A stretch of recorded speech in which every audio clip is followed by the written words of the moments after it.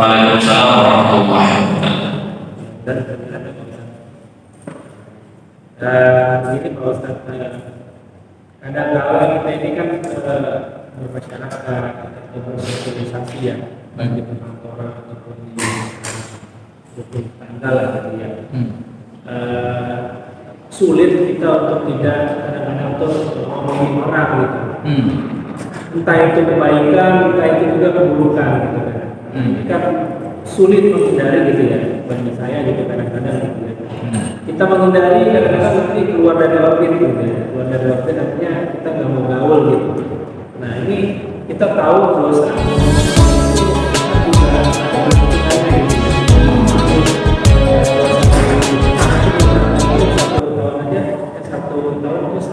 Satu hari satu tahun gitu.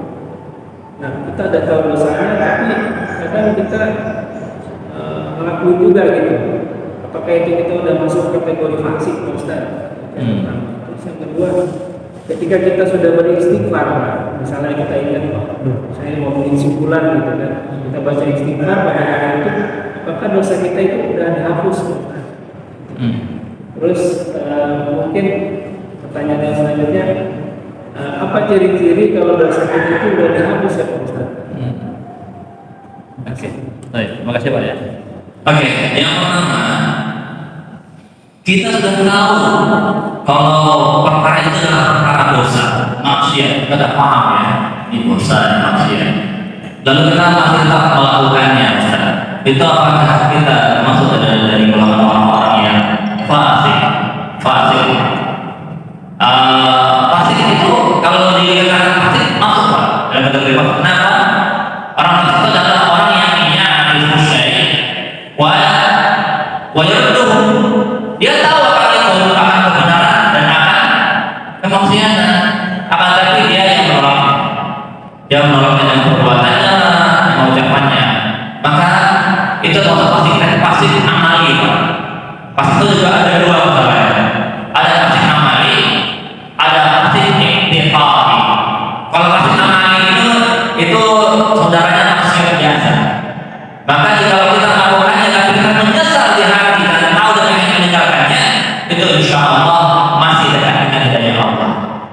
Tetapi kalau fasik iktiqai, maka inilah yang disampaikan oleh Allah dalam surat Al-Baqarah ayat 26. Wallahu la yahdil qaumal fasiqin. Allah tidak akan memberi petunjuk kepada kaum yang fasik. Apa? Fasik iktiqai. Tidak fasik. Nah, jadi kalau kita tahu tadi itu kami membacanya itu adalah fasik amali. Masih fasik dalam sekadar perbuatannya saja, tapi di hatinya tidak fasik. Itu kalau tidak fasik gimana Ustaz? Contohnya begini, dia ngomongin orang nih, ngibahin orang, dia hatinya, wah ini mah dosanya soleh. Nah, ini masih kecuali namanya. Nah itu susah diperbaiki, susah hidayahnya. Tapi kalau kita dalam hati, susah nih sih, tapi kalau masih ngomong ya, karena mungkin ya namanya juga sosial yang masih belum soleh semuanya, tentu ada aja gitu ya yang ngajarin ngomong keburukan si A si B si C. Nah, tapi kita dalam hati yakin ini salah atau belum mampu meninggalkannya, maka di sini kita masuk kategori fasik amali, fasik dalam perbuatannya. Insya Allah setelah kita masih akui itu dosa, insya Allah akan ada hidayah untuk kita, namun diikuti oleh ikhtiar kita. Apa ikhtiar kita? Kalau kita bertemu dengan golongan orang itu dan misalnya bikin maksiat sama mereka, maka dikurangi intensitas kita bersama dengan mereka, dikurangi supaya tadi tidak terbiasa lagi melakukan dosa, dikurangi intensitasnya. Lalu yang kedua, banyakin doa agar kita dan mereka Allah Subhanahu Wa Taala dari hidayah yang kita mengurangi kebiasaan. Maka insya Allah mudah-mudahan nanti perbuatan buruk yang tadi kita langgar yang dilakukan walaupun kita itu salah, insya Allah akan bisa ditinggalkan insya Allah. Jadi itu namanya fasik amali ya, bukan fasik individual. Itu pertama. Lalu tadi yang kedua, Jadi kalau kita beramal buruk, beramal dosa, mengenai istighfar Ustaz, apakah itu sudah pasti Allah ampunkan? Insya Allah Allah akan pasti ampunkan selama istighfar itu adalah sungguh atau tubu ilallahi taubatan nasuha, taubat yang sungguh. Maksudnya bagaimana Ustaz? Ya kita sungguh-sungguh menyesali daripada perbuatan nafsu yang kita lakukan. Kita beristighfar astagfirullah, bukan main-main, bukan cuma astagfirullah, tidak ada di hati penyesalan itu enggak.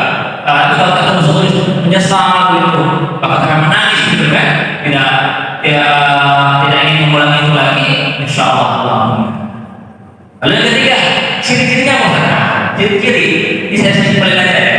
Ciri-ciri itu banyak ciri-ciri seorang hamba telah Allah terima taubatnya, telah Allah terima istighfarnya. Tapi ciri-ciri yang paling adalah kita ada kekuatan untuk meninggalkan dosa. Itu adalah ciri-ciri yang paling kuat kalau kita itu terima Allah kita oleh Allah. Contohnya, kita taubat daripada kebiasaan mencuri. Taubat ini, istighfar kepada Allah, taubat. Lalu kita setelah hari itu tidak pernah lagi kita mencuri. Oh berarti Allah terima taubatnya, insya Allah. Sebagaimana para sahabat Nabi yang mereka beristighfar daripada kekafirannya dulu. Umar bin Khattab istighfar daripada kekafirannya, maksudnya Islam gitu kan. Nah, Allah terima istighfarnya dia sampai Allah tidak pernah lagi masuk pada agama selain Islam. Karena nanti istighfarnya dia atau taubatnya dia Allah Subhanahu wa Ta'ala terima. Tapi Ustaz, aku tuh per hari itu udah nyesal Ustaz, gak akan aku lagi. Tapi besok saya sudah Ustaz, berarti belum diterima.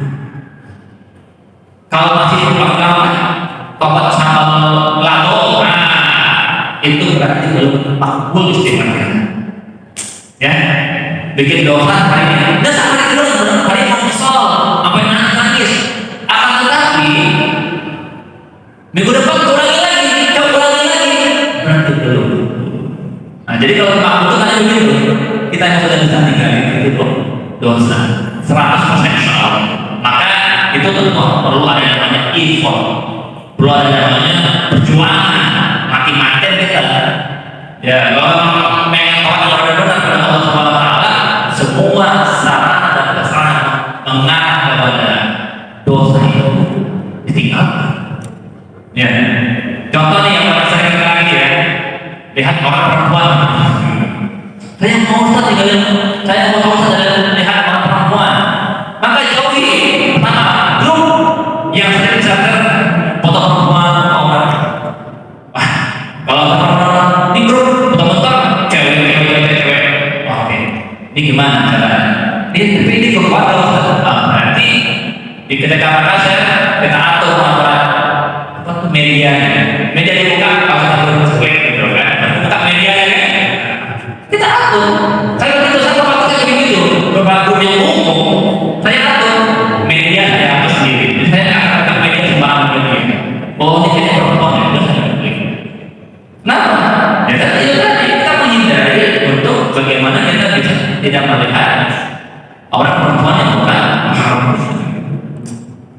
Kita harus tadi bahkan dulu di waktu saya masih mahasiswa, sama teman-teman saya itu sibuk dengan handphonenya, sibuk dengan gadgetnya sampai lupa dengan belajarnya. Maka kami adalah orang yang tidak mau memakai HP Android sampai kami dipaksa pakai HP Android. Kami baru pakai HP Android itu 2016. HP Android ada dari tahun berapa? 2010 atau 2009. Udah ada Android, tapi mereka pakai. Teman kami juga udah pakai, tapi teman hanya pakai HP ya, telepon, SMS. Kenapa? Kami udah yang lalai ya Android ini. Tapi ketika kami sudah jadi guru, lalu kan kepala sekolahnya dalam Ustaz, kita tuh komunikasi kayak WA cuma ada di HP Android. Jadi Ustaz di HP ya, terus ada. Oh gitu, oke. Nah ini kebutuhan tuh kita komunikasi di sekolah, oke. Kita beli HP. Baru saya kan dari mana sampai sebelumnya enggak. Kenapa? Kami melihat itu.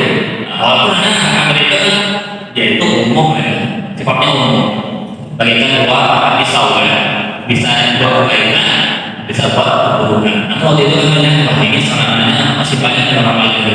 Maka kita tinggalkan sarannya itu. Kita zuhud dari itu. Maka ada juga begitu pak. Ya kalau kita memang ingin melakukan benar-benar, tinggalkan semua sarana dan prasarana menuju kepada manusia tersebut. Ya, tinggalkan. Insya Allah kita akan bisa bertolak dengan perbuatan Tuhan. Allah kabulkan Allah kita. Amin ya rabbal alamin. Cukup insya Allah. Oke, mari kita tutup dengan kafaratul majlis. Subhanallahumma wa bihamdika asyhadu an la ilaha illa anta astaghfiruka wa atubu ilaik. Assalamualaikum warahmatullahi wabarakatuh.